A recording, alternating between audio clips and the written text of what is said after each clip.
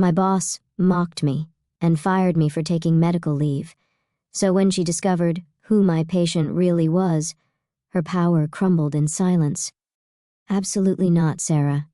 I don't care what kind of personal emergency you think you have. The Peterson account presentation is next week, and I need everyone focused and present. Victoria Marshall's voice cut through the air like a knife. Her perfectly manicured nails drummed against her mahogany desk as she stared me down. I stood my ground, clutching the medical leave request form in my trembling hands. "Miss Marshall, please," I said. "I wouldn't ask if it wasn't critical." "The patient," she interrupted, her red lips curling into a sneer. "You're an account executive, Sarah, not a nurse. Whatever medical drama you're caught up in isn't our concern. This is a marketing firm, not a charity." I took a deep breath, trying to keep my voice steady. "I understand that, but this is different. He has no one else, and his condition is deteriorating rapidly. I just need 1 week." Victoria slammed her hand on the desk, making me jump.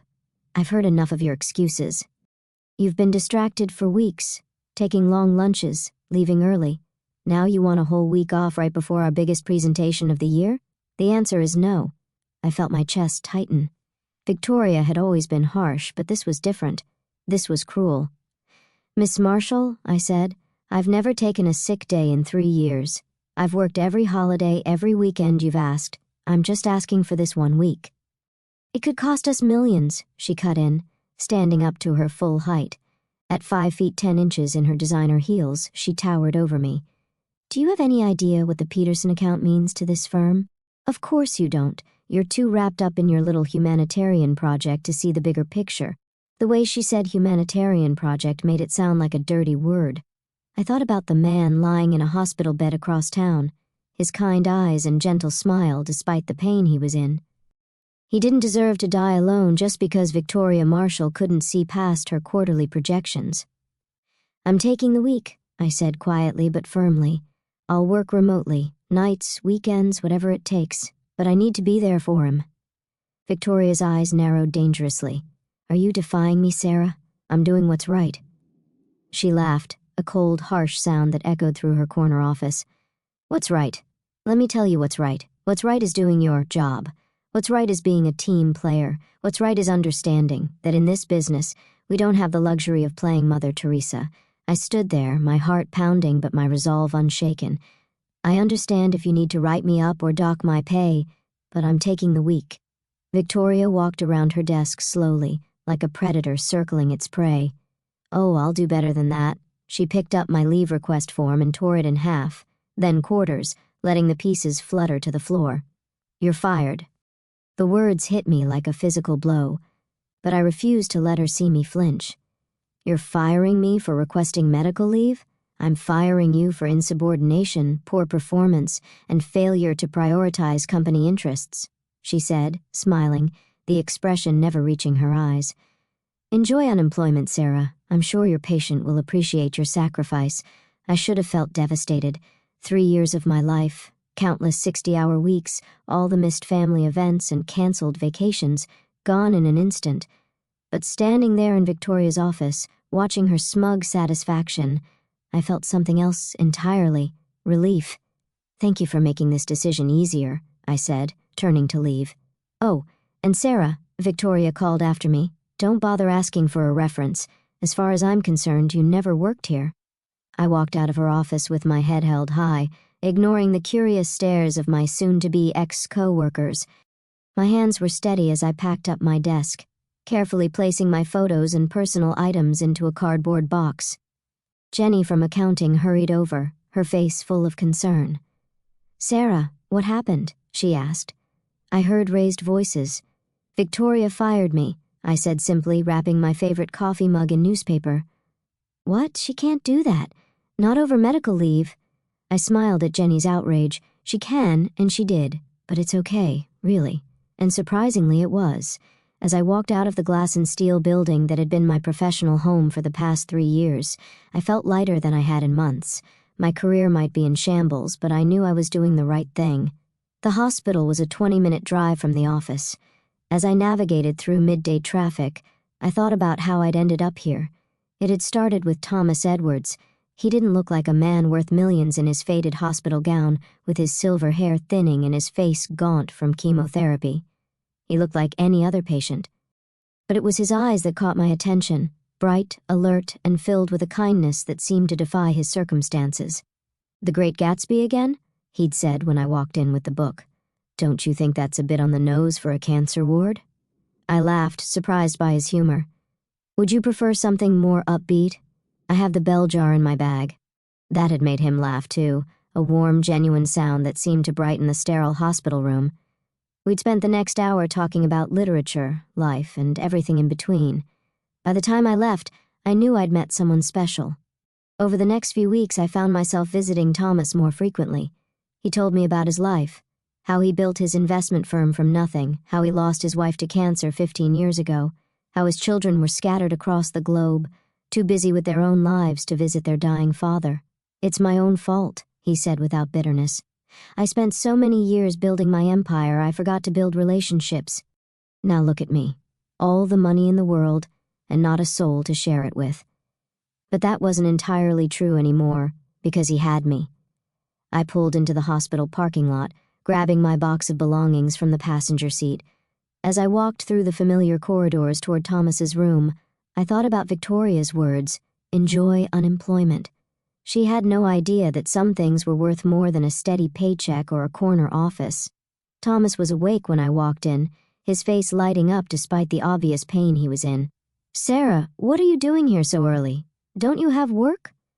I set my box down and pulled up my usual chair beside his bed.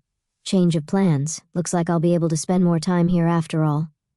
He studied my face carefully, his keen intelligence not dulled by illness or medication. "What happened? I got fired," I said simply. "My boss didn't appreciate me requesting medical leave to be here with you." "Sarah," his voice was filled with concern, "you shouldn't have done that." "Not for me. I'm not worth—" "Don't," I interrupted gently. "Don't say you're not worth it. Every human being deserves to have someone by their side during times like this besides," I added with a smile, "that job was slowly killing my soul anyway." He chuckled weakly. "Well, when you put it that way," his expression turned serious. "But what will you do now?" I shrugged, trying to appear more confident than I felt. "I'll figure something out. Right now, let's focus on getting your pain levels under control. The nurse mentioned you refused your morning medication." Thomas looked sheepish. "It makes me too groggy. I hate not being able to think clearly. And I hate seeing you in pain," I countered, reaching for the call button. "Let's compromise. Take the medication and I'll read to you until you fall asleep. I brought a new book." He raised an eyebrow. "Please tell me it's not the bell jar." We both laughed, and for a moment, the weight of everything, my lost job, his illness, the uncertainty of the future, seemed to lift. The nurse came in with Thomas's medication, and I settled in to read, pulling out a worn copy of To Kill a Mockingbird. As I read, watching Thomas slowly relax as the pain medication took effect, I thought about how sometimes the biggest sacrifices lead us exactly where we're meant to be. Victoria Marshall thought she was punishing me, but in reality she'd given me something priceless, the freedom to be exactly where I needed to be, doing exactly what I needed to do. Little did I know, this was just the beginning of a story that would change both our lives forever. The next few days fell into a rhythm. I'd arrive at the hospital early in the morning, armed with books, crossword puzzles, and an endless supply of terrible jokes that somehow always made Thomas smile.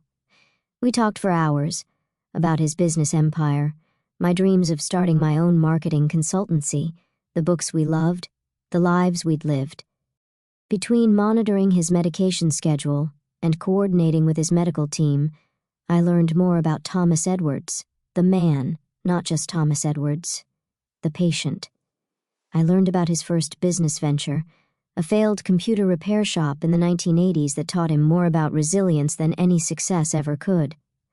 I learned about his late wife, Margaret, and how her passion for art had influenced his early investment choices in emerging digital art platforms. One afternoon, as sunlight streamed through the hospital window, casting long shadows across the room, Thomas asked me a question that caught me off guard. "Why did you really give up your job for me, Sarah?" I looked up from the newspaper crossword we'd been working on together.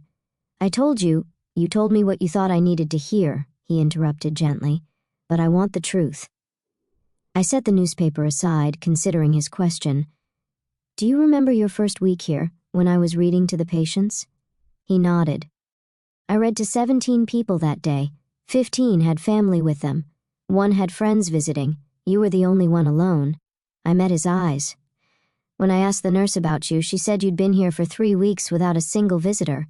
It broke my heart." "Ah," he said softly. "Pity then."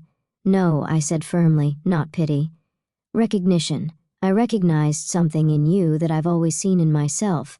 The tendency to give everything to your work, to your goals, until one day you look up and realize you've forgotten to build connections along the way." Thomas was quiet for a long moment.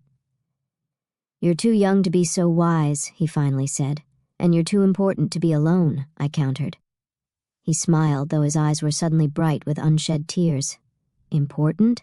I'm just a foolish old man who built one of the largest investment firms in the country," I finished, "who revolutionized ethical investing practices, who created thousands of jobs and changed countless lives." "Yeah, I did my research." "Google?" he asked, amused. "LinkedIn, actually. Your profile needs updating, by the way." We both laughed, and the heavy moment passed. But something had shifted between us, a deeper understanding, a recognition of kindred spirits despite our differences in age and circumstances. As the week progressed, Thomas's condition began to deteriorate more rapidly. The doctors spoke in hushed tones about making him comfortable and managing expectations, but Thomas himself remained clear and determined. "Sarah," he said one evening as the hospital settled into its nighttime routine, "I need you to do something for me." "Anything," I replied, and I meant it. "In my briefcase, the one my secretary brought last month, there's a letter. I need you to deliver it for me." I found the briefcase tucked away in his room's small closet, its leather worn but still elegant. Inside was a sealed envelope addressed simply to Victoria Marshall, CEO Marshall, and Associates Marketing. My heart stopped. "Thomas?" I said. "Yes?" He watched my reaction carefully. "Victoria Marshall, your former boss. Though she doesn't know it, her company's recent success is largely due to my firm's quiet investment and guidance." I stared at the envelope in my hands, my mind racing. "You knew? All this time you knew where I worked?" He nodded.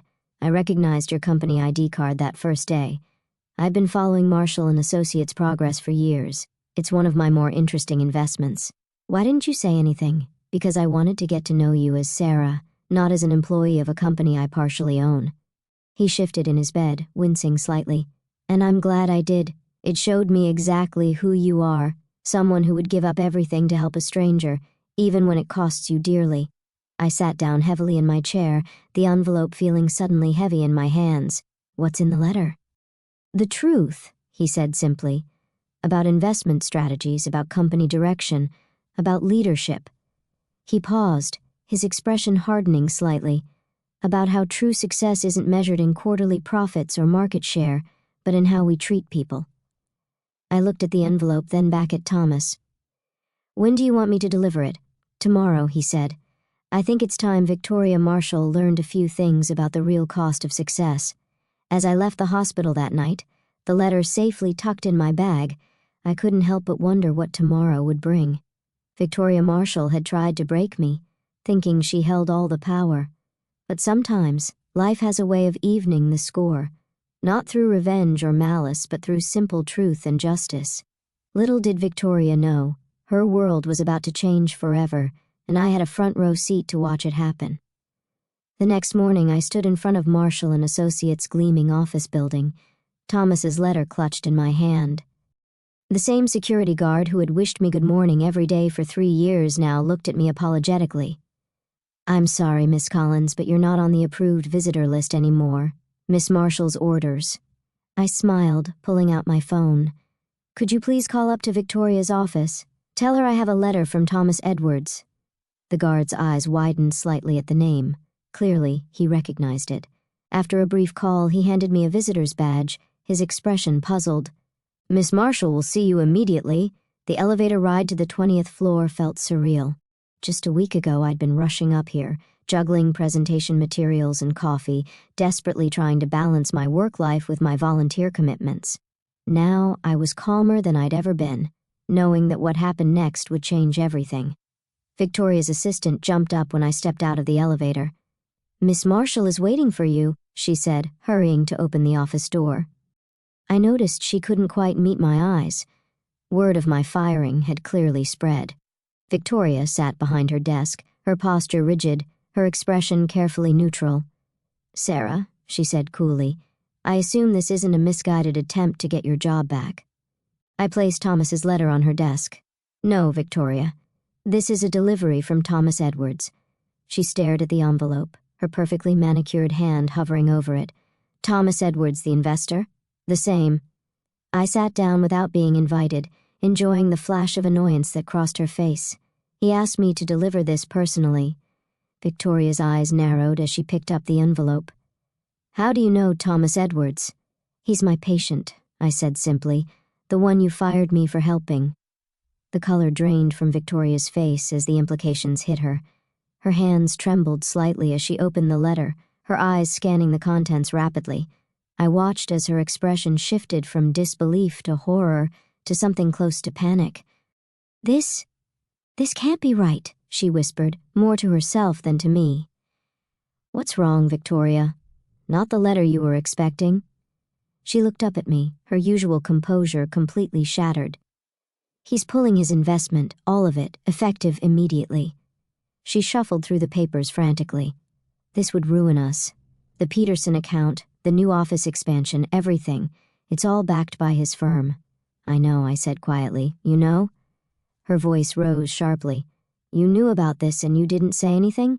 When exactly should I have mentioned it?" I asked, my voice hardening. "While you were firing me or while you were threatening to blacklist me from the industry?" Victoria stood up abruptly, starting to pace behind her desk. "We have to fix this. You have to help me fix this. Talk to him. Explain that it was all a misunderstanding." "A misunderstanding?" I interrupted, my voice hardening. "You fired me for trying to help a dying man. You mocked my compassion and treated basic human decency like a character flaw. That wasn't a misunderstanding, Victoria. That was a choice." She stopped pacing, turning to face me. "Please," she said, and I was shocked to hear real desperation in her voice. "I'll give you your job back, a promotion, a raise, whatever you want. Just help me save this." I thought about Thomas, lying in his hospital bed, still thinking of others even as his own time grew short. I thought about all the employees at Marshall and Associates who lived in fear of Victoria's moods and arbitrary decisions. I thought about Jenny from accounting, crying in the bathroom after another public humiliation, and Mark from creative, who had missed his daughter's recital because Victoria demanded last-minute changes to a presentation.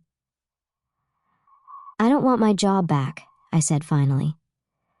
"But I will tell you what Thomas told me to say when you made this offer." She leaned forward eagerly.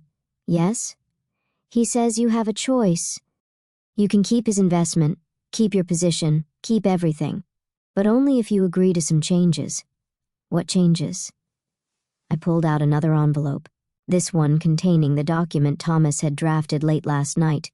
Complete restructuring of the company's management style, implementation of proper work-life balance policies, fair medical leave, regular employee satisfaction surveys with real consequences for poor leadership. "Oh, and," I paused, enjoying the moment, "I'll be overseeing the changes as the new director of employee relations." Victoria's jaw dropped. "You're joking." "Thomas Edwards doesn't joke about business," I said. "You have until the end of the day to decide. Accept these terms or watch everything you've built crumble." She sank into her chair, all pretense of superiority gone. "He's really dying, isn't he?" "Yes," I said softly, "he is.